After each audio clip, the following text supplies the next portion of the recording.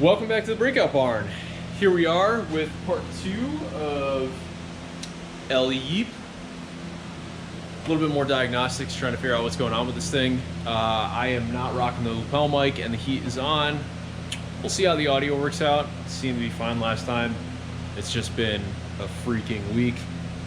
It is T-minus 4 days until Christmas. It is dark and cold out.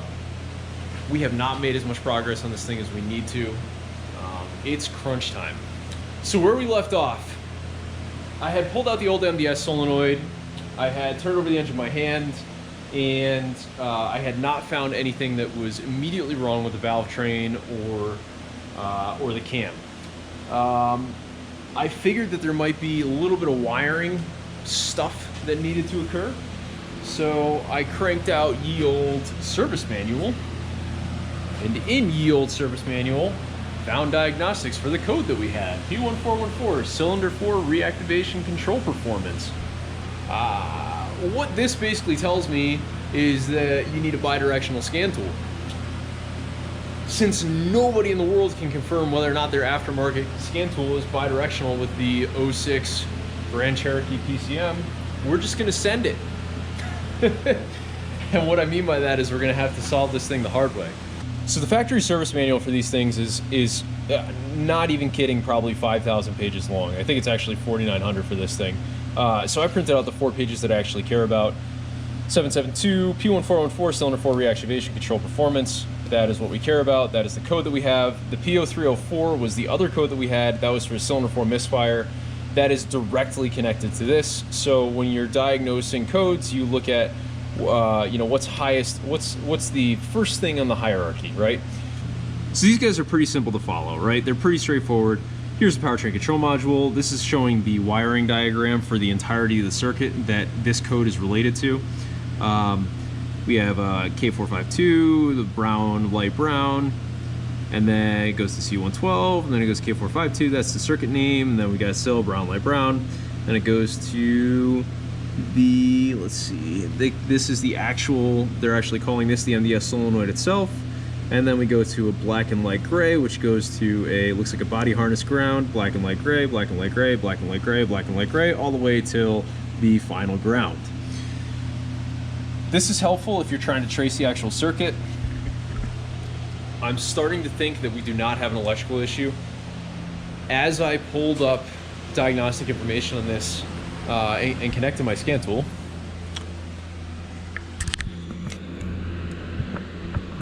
well, that might come across horribly.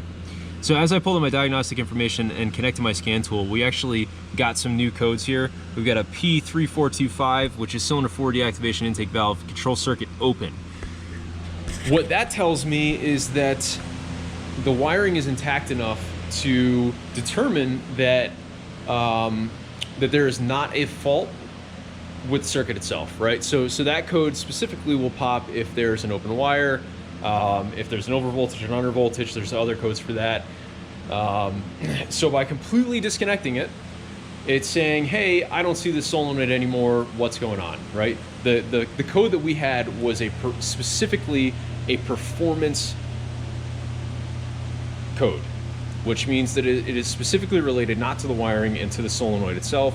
By unplugging and having that other code pop, that's kind of a, we'll call it a double check that that this is the code that we really want to track down. That's shakedown and track down in the same thing. TM, copyright, whatever. And then it runs through, following along with the service guide. It basically explains all the stuff that you need to know, right? Theory of operation. This is why it works, what it's supposed to do. Here's possible causes. So short to ground, control open, ground circuit open, insufficient oil pressure acting on the lifter locking pins. Oil patch is restricted, lifter, MDS solenoid number 4, PCM. And this is kind of the order of severity that they've assigned things to, right? So PCM, they don't just jump to conclusions. This is the worst thing. This is the second worst thing. This is the third worst thing. I don't know why insufficient oil pressure would be the fourth worst thing, because that really sucks. That puts us into internal bottom end work, motors coming out. Hope I don't get there, right? So as we run through the diagnostic test, do we have an active DTC? We did. Go to 2. Okay, MDS solenoid number 4, turn the ignition off, gain access to the MDS solenoid number 4, disconnect the MDS solenoid number 4 harness connector, ignition on and not running, turn off all accessories. Use a 12-volt test light connected to the probe this with the scan tool, actuate the MDS solenoid 4. This is where we need a bidirectional scan tool. So omnidirectional and bidirectional scan tools are two different things. You go to AutoZone, you buy your $46 code reader, that is a omnidirectional code reader. What that means is that it is pulling information from the PCM. That is it. It is a one-way street to the code reader. A bidirectional has the capability to speak the same language, so to speak, using explicit messaging over, say, the CAN bus in this instance, to the PCM to say, hey, I want you to turn on this solenoid. Really cool thing that most factory dealers have. Higher end, well, all factory dealers have them. Because if they didn't, that would be really, you know what, Fiat probably doesn't have them. Oh, you know who owns Jeep now? Fiat. So because I do not have a bidirectional scan tool, and I cannot find anyone that has a bidirectional scan tool that will communicate with a 2006 Jeep Grand Cherokee, we're gonna make a couple of assumptions. And some of these assumptions are educated guesses, and some are just assumptions.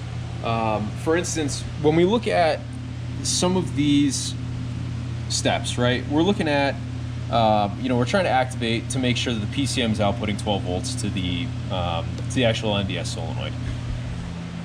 We know that it's outputting at 12 volts to the MDS solenoid because it's a shared 12 volts with all three of the other MDS solenoids, and none of them have the code. Okay, assumption number 1 made. So step number 2, following verification of 12 volts at the MDS solenoid itself, we are going to, well, I should say step number 3, because we're following the directions and they're clearly numbered and they say 3. We're going to verify that the ground circuit is not open on the MDS solenoid wiring. For this, we have all the PCM connectors connected. The key is in the on position. Debatable about how you should do this. Some people say no, some people say yes. I'm just going ahead with what I know. So keys in the on position. It's a ground, it shouldn't affect anything. We have our test light connected to battery positive. Verification that the test light is working. And what we're going to do is try and do this one-handed-ish.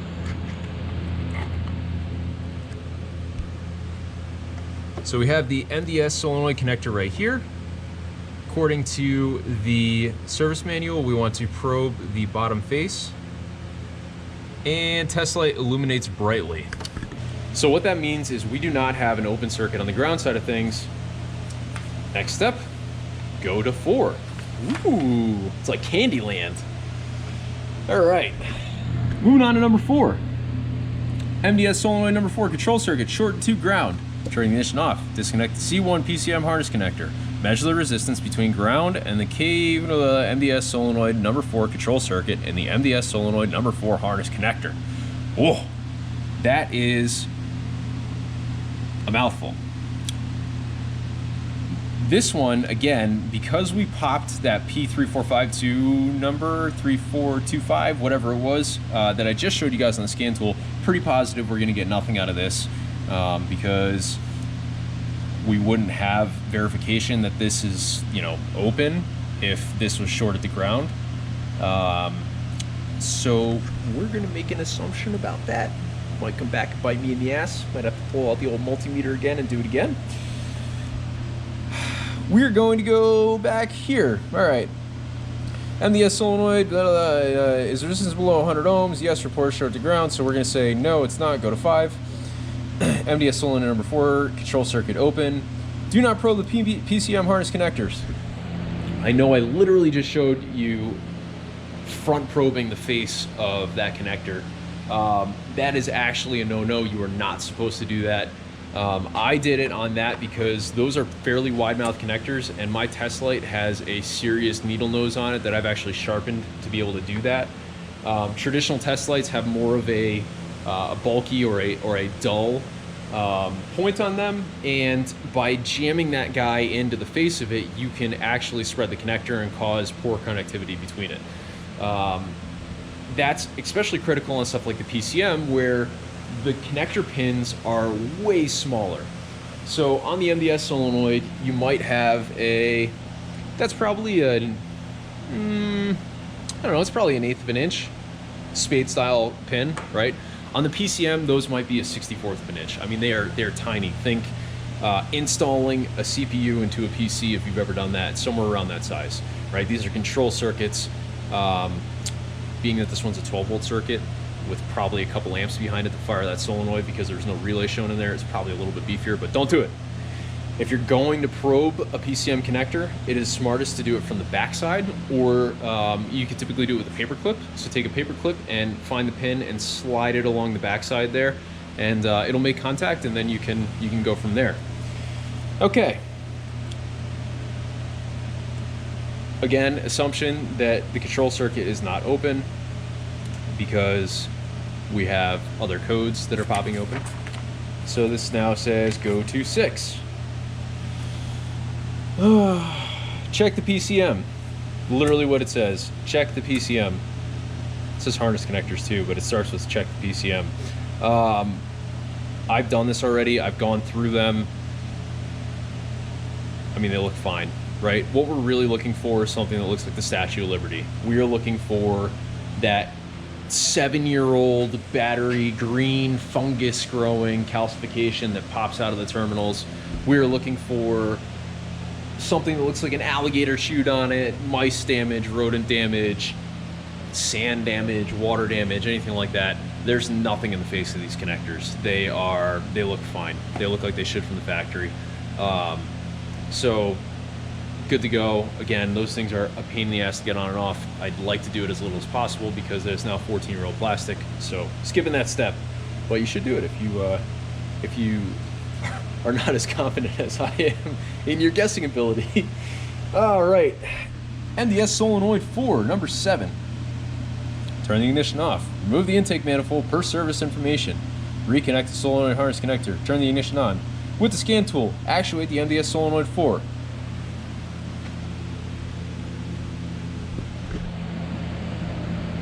I broke it.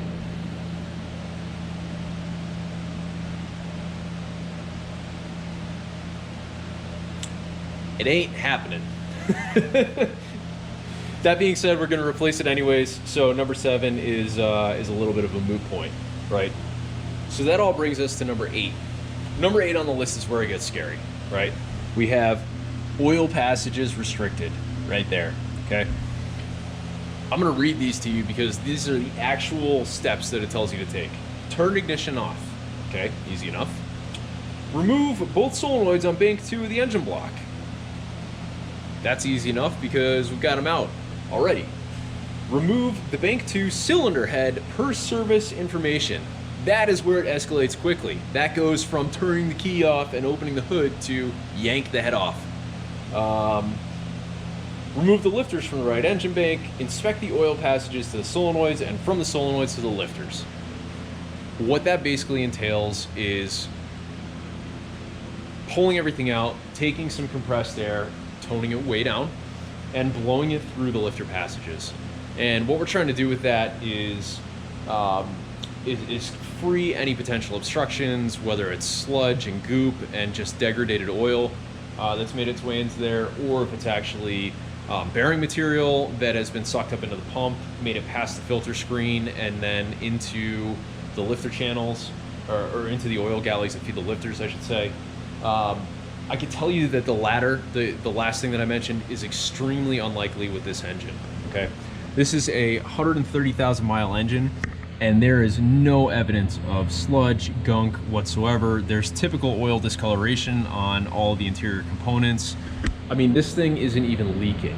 Whoever had this motor actually changed the oil. They probably actually used synthetic oil like the cap says to. It would be extremely, extremely surprising to me if oil sludge was our issue. I still retain my judgment that this 99% needs a lifter.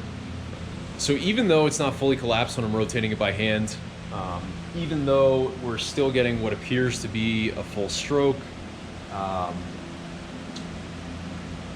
even though there's really no other evidence that says otherwise, I'm pretty positive that it's the lifters. I had a gut feeling when I went to look at it that it was the lifters. The fact that I'm getting a P0304 misfire code, but cylinder 4 is still firing. The fact that I've got almost no compression on cylinder 4, I've got 30 PSI, means that while it appears to be doing a full stroke, it's probably not getting a full stroke. There's just a lot of things that scream lifters on this. Good news and bad news, right? Good news is that lifters are pretty inexpensive. I think it's 85 bucks for a set of 4 for this particular motor, the MDS lifters.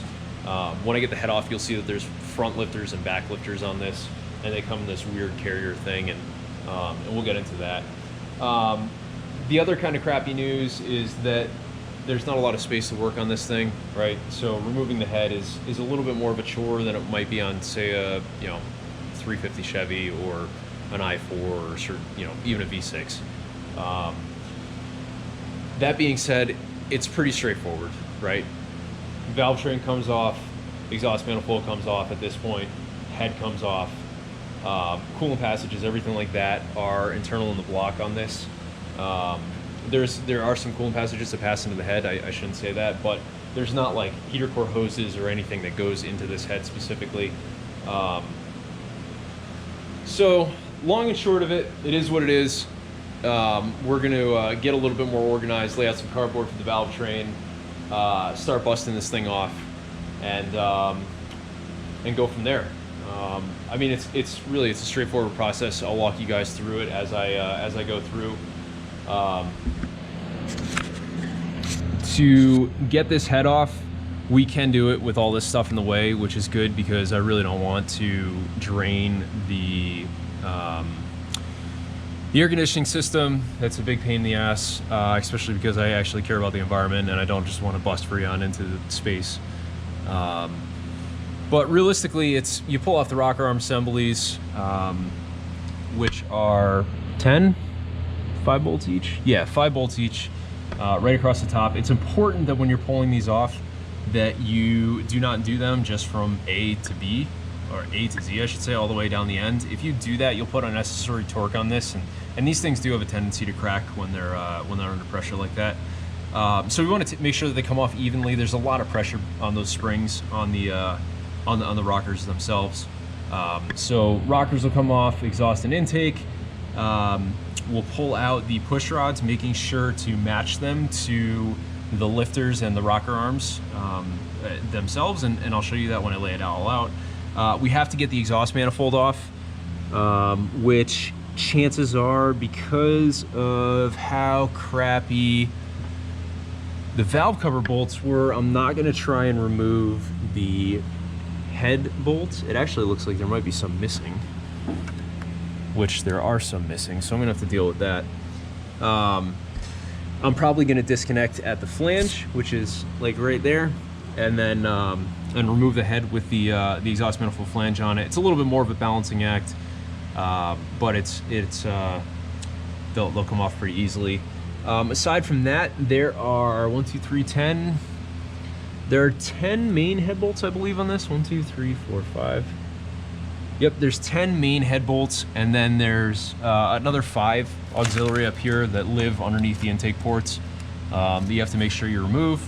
On this particular motor, the EGR does live on the front face, I believe, of the head.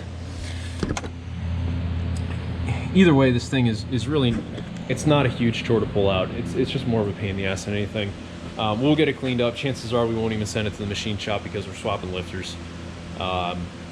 If it looks really ugly, if the gasket comes off all flaky, then maybe I'll have it sent out to get decked. But most of the time, we'll just clean it up, slap a gasket in there, and go. A multi-layer steel gasket with like some copper spray gasket more than makes up for any of the traditional non-warped head stuff that is going on.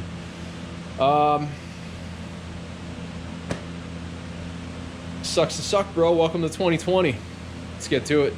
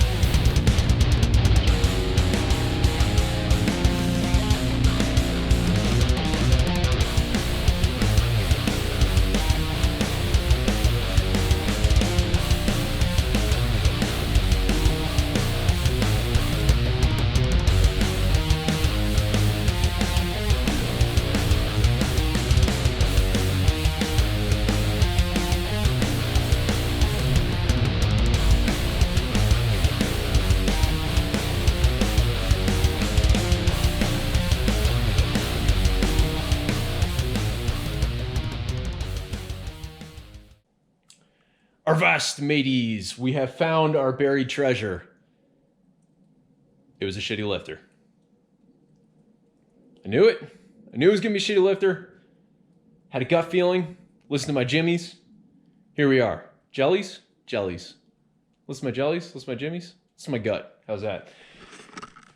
What we have here is one half of a Hemi completely disassembled. And you can see here that we have vastly different coloration between the four-cylinder heads, right? We got 2, 4, 6, and 8 right here. 4, the one that we were having the issue on, nowhere near as much carbon buildup, which to me means that it was just running out of stoics, so there just wasn't the correct air fuel mixture there. It was burning without really fully combusting, so it was burning off any of the carbon. That stuff was just dumping out the exhaust. Hope the cats aren't a mess. Either way, it is what it be. I left the exhaust manifold in place because the manifold bolts that bolted to the actual exhaust are rusted completely solid, went underneath, and I couldn't even get them to break. I was hoping that they would break. It's easier when they break. Either way, I'm just gonna have to get in there with an angle grinder and cut them off, and I'll just put new hardware in there. Super easy to do. There's actually no gasket in that connection. It's kind of it's a flanged over top guy, flange cup. I have one glove on and my pick because I want to show you guys what I'm talking about with this collapsed lifter. So we make our way over here. You guys can see that I have everything laid out, right? So we've got intake manifold rocker arms labeled right there with an I. I labeled this front, so this is the front of the engine. So we've got 2, 4, 6, 8, and then on the exhaust side, 2, 4, 6, 8. It's important to pair the rockers with the rocker arms themselves because they actually wear together. And then I have my own system from doing this for years. So over here we have the lifters, right? And these two on this would be cylinder 2. I know it's kind of hard, but because of the backwards thing, whatever. This would be cylinder 2, so the very front of the engine. This is a traditional roller lifter, right? Here's your roller down here. There's an oil galley up above the roller itself. Passes all the way through. Goes up through the push rod, up to the thing, and it keeps everything lubricated, right? And these are the same intake and exhaust, doesn't matter. When you get into the MDS ones, they look a little bit different, right? So there's a port right here on the side of the lifter itself that is where the oil feeds in from the MDS solenoid. So as the MDS solenoid actuates, as it closes off, it shuts off oil to that lifter.